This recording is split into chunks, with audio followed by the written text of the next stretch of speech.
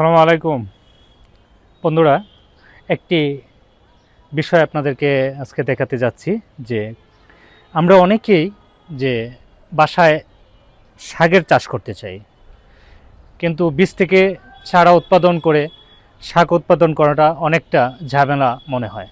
আসলে আমরা কিছু কিছু শাক আছে যেগুলাকে কাটিংয়ের মাধ্যমে আমরা করতে পারি, যেমন পুঁই শাক, কলমি শাক, এরকম আরও কিছু শাক আছে যেগুলোকে আমরা কাটিং করে করতে পারি। অর্থাৎ আজকে আমরা আপনাদেরকে পুঁই শাকের কাটিং থেকে কিভাবে চারা উৎপাদন করে শাক উৎপাদন করা যায় সে বিষয়টাই আজকে আপনাদেরকে দেখাচ্ছি। আমরা বাজার থেকে যে শাক আনি, এই শাক আনার পরে আমরা পুঁই শাকের যে শক্ত বুটাটুকু ফেলে দিই, সেগুলি ফেলে না দিয়ে আমরা সরাসরি টবে অথবা মাটিতে, যদি আমরা মাটিটাকে একটু রসালো ঝুরঝুরা মাটিতে কাটিং করে নিয়ে আমরা যদি সরাসরি টবে এভাবে রোপণ করে দিই,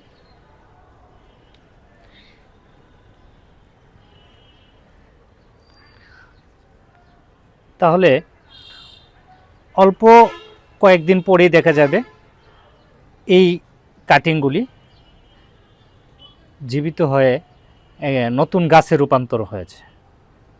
এবং সেখান থেকে আমরা অল্প কিছুদিন পরেই, মানে পরিবারের চাহিদা ভিত্তিক শাক না পেলেও মাঝে মাঝে সেখান থেকে শাক সংগ্রহ করে আমরা সেগুলোকে খেতে পারবো, এবং যেগুলি বিষমুক্ত এবং রাসায়নিক বিক্রিয়ামুক্ত বলা যাবে অনেকটা।